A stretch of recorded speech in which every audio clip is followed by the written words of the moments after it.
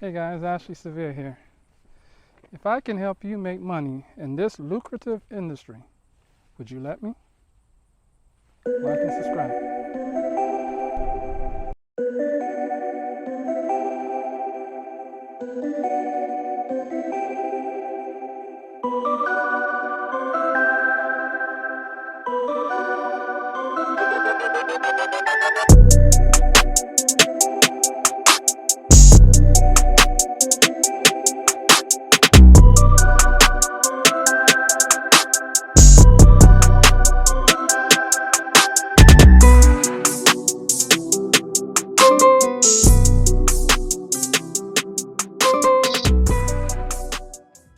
Now we want to talk about setting up your ladder.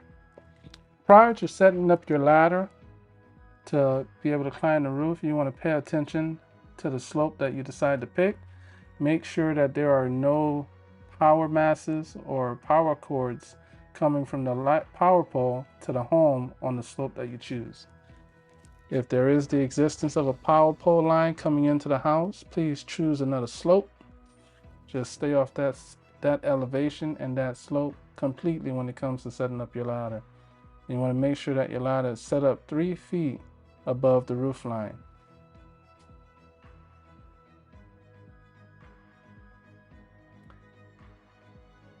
And then we're going to take photo number 6, your ladder access.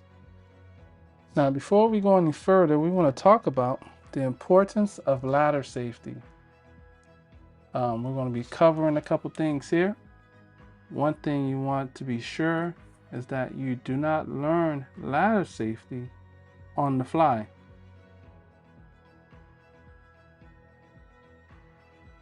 The most dangerous part of climbing a roof for a roof inspection will be at the top of the ladder, where you go to get off the ladder and mount onto the roof, and also when you go to get back on your ladder to be able to climb down from the roof.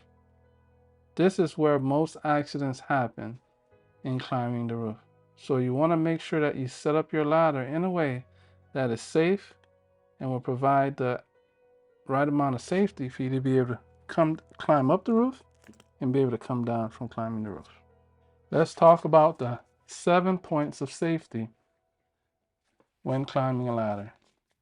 Number 1, you want to make sure, as stated earlier, you want to extend the ladder 3 feet above the surface.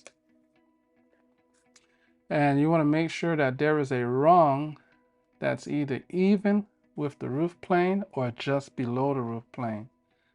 Never get off of a ladder or step on a rung that's above the roof plane. That changes the entire pendulum of that ladder and will cause that ladder to kick out from underneath you. So be careful when you're mounting the roof. Do not step on a rung that is above the roof plane. Number 2, tie off your ladder at the top when possible.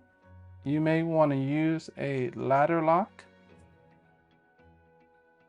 especially if it's attached, if you're climbing and the ladder is resting on a gutter, or use a little ladder helper. Step number 3, 3-point contact at all times when climbing the ladder.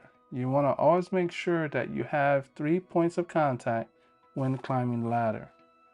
Number 4, never use a ladder if it has a broken rung or if the ladder is damaged in any way. Number 5, to make sure that you achieve the proper angle for climbing the ladder, you want to use the 4-to-1 ratio.